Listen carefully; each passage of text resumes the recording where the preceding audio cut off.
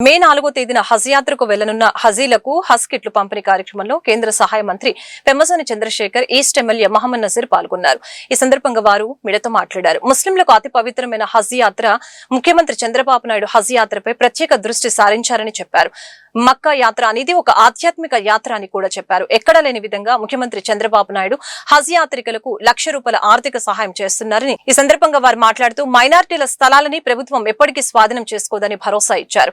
యువతకు ఉపాధి చూపించేందుకే కొన్ని నియోజకవర్గాల్లో పరిశ్రమల నిర్మాణం కొరకు 100 నుంచి 200 ఎకరాలు భూములు సేకరిస్తుందని తెలియజేశారు. సోషల్ మీడియా వేదికగా ప్రజలను విడగొట్టేందుకు కొందరు ప్రచారాలు చేస్తున్నారని దానిని ప్రతి ఒక్కరూ అడ్డుకోవాల్సిన అవసరం ఉందని తెలియజేశారు. ఈ కార్యక్రమంలో బీజేపీ పార్టీ జిల్లా అధ్యక్షులు చెరుకూరి తిరుపతిరావు, జనసేన పార్టీ జిల్లా అధ్యక్షులు వెంకటేశ్వరరావు, మాజీ డిప్యూటీ మేయర్ షేక్ సజీలా, కార్పొరేటర్లు చిస్టి, మీరావలి, ముస్లిం సంఘాల నాయకులు పాల్గొన్నారు. అదృష్టంగా భావిస్తారు. ప్రతి ముస్లిం వ్యక్తి కూడా జీవితంలో ఒక్కసారైనా వెళ్ళాలనుకునేటువంటి ప్లేస్ అది. ఒక ఆధ్యాత్మికమైనటువంటి ప్రాంతం. దానికి వెళ్ళటానికి ఈరోజు దాదాపుగా రాష్ట్ర ప్రభుత్వం గౌరవ ముఖ్యమంత్రి శ్రీ నారా చంద్రబాబు నాయుడు గారు ₹1,00,000 ఇచ్చి ఫస్ట్ టైం విజయవాడ నుంచి ఎంబార్కేషన్ తీసుకొచ్చాం. ఇది కూడా కేంద్ర ప్రభుత్వంలో భాగస్వామ్యంగా ఉండటం వల్ల మాత్రమే సాధ్యమైంది. అదేవిధంగా ఎక్కడా లేని విధంగా మొట్టమొదటిసారిగా హజ్ హౌస్ని హైదరాబాద్లో కంబైన్డ్ స్టేట్లో కట్టినటువంటి వ్యక్తి గౌరవ ముఖ్యమంత్రి శ్రీ నారా చంద్రబాబు నాయుడు గారు. అంటే 100 సంవత్సరాల ఈ తెలుగు రాష్ట్ర చరిత్రలో మొట్టమొదటిసారిగా దాని గురించి ఆలోచించి హజ్ హౌస్ని కట్టినటువంటి వ్యక్తి గౌరవ ముఖ్యమంత్రి శ్రీ నారా చంద్రబాబు నాయుడు గారు. ఇది కూడా గుర్తుపెట్టుకోవాలి. అదేవిధంగా ఇంకా వారికి కొన్ని కోరికలు ఉన్నాయి. అమరావతిలో కూడా అలాంటిది కట్టాలని తప్పనిసరిగా ముఖ్యమంత్రి గారి దృష్టికి తీసుకువెళ్తాం. ఇప్పుడు ఇక్కడి నుంచి ఎంబార్కేషన్ రావటం కానీ అన్ని సౌకర్యాలు మన వాళ్ళు ఎమ్మెల్యేలు నజీర్ గారు వీళ్ళందరూ దగ్గరుండి చూసుకోవటం, ₹1,00,000 ఇవ్వటం, ఇలా అన్నీ కూడా మంచి పరిణామాలు. వీటితో పాటు ఇంకా అనేక కార్యక్రమాలు మనం ముస్లిం సోదరులకు ఇప్పుడు చేస్తూ ఉన్నాం.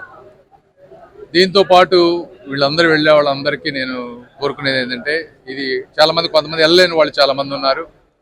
ఎక్కడున్నా కూడా దేవుణ్ణి మనస్ఫూర్తిగా స్మరిస్తే దేవుడు ఆలకిస్తాడు.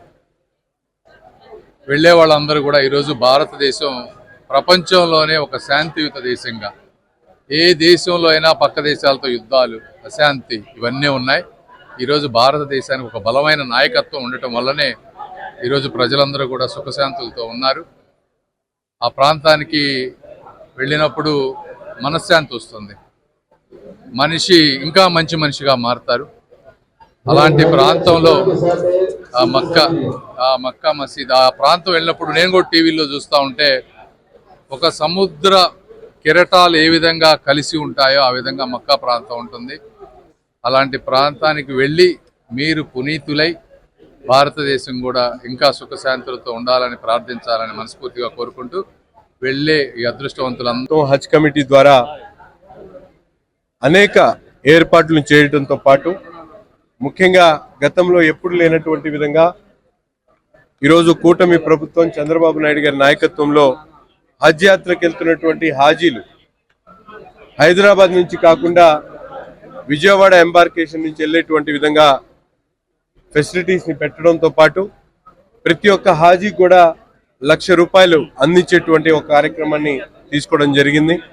ముఖ్యంగా పవిత్రమైనటువంటి యాత్ర కోసం ప్రభుత్వం తరఫున ఇచ్చేటువంటి బ్యాగ్స్ కానీ, వాళ్ళకి ఇచ్చేటువంటి వ్యాక్సినేషన్ కార్యక్రమం కానీ, అలాగే ట్రైనింగ్ ప్రోగ్రామ్స్ కానీ ఇవన్నీ విజయవంతంగా పూర్తి చేసుకొని ఈరోజు గౌరవ అతిథిగా కేంద్ర మంత్రి వర్యులు పెమ్మసాని చంద్రశేఖర్ గారి ఆధ్వర్యంలో ఈ ప్రభుత్వం ఏ విధమైనటువంటి చొరవ తీసుకుంటుంది, రాబోయేటువంటి రోజుల్లో అమరావతి ప్రాంతంలో ఏర్పాటు చేయబోయేటువంటి హజ్ హౌస్ గురించి కూడా హాజీలకు చెప్పడం, ఈ ప్రాంతంలో మైనార్టీల కోసం చేస్తున్నటువంటి అభివృద్ధి కార్యక్రమాల మీద ప్రత్యేకమైనటువంటి ఆలోచన కలిగించేటువంటి విధంగా వాళ్ళందరూ కూడా మాట్లాడి వారి ఇబ్బందులను కష్టాలను తప్పకుండా ఒక్కొక్కటిగా అవసరమైనటువంటి ఉద్యోగాల కల్పన కానీ, ఎంప్లాయ్మెంట్ క్రియేషన్ కానీ ఇవన్నీ కూడా ప్రభుత్వం ఒక చిత్తశుద్ధితో మైనార్టీల కోసం చేపడుతున్నటువంటి కార్యక్రమాల గురించి మంత్రి గారు ప్రత్యేకంగా చెప్పడం జరిగింది.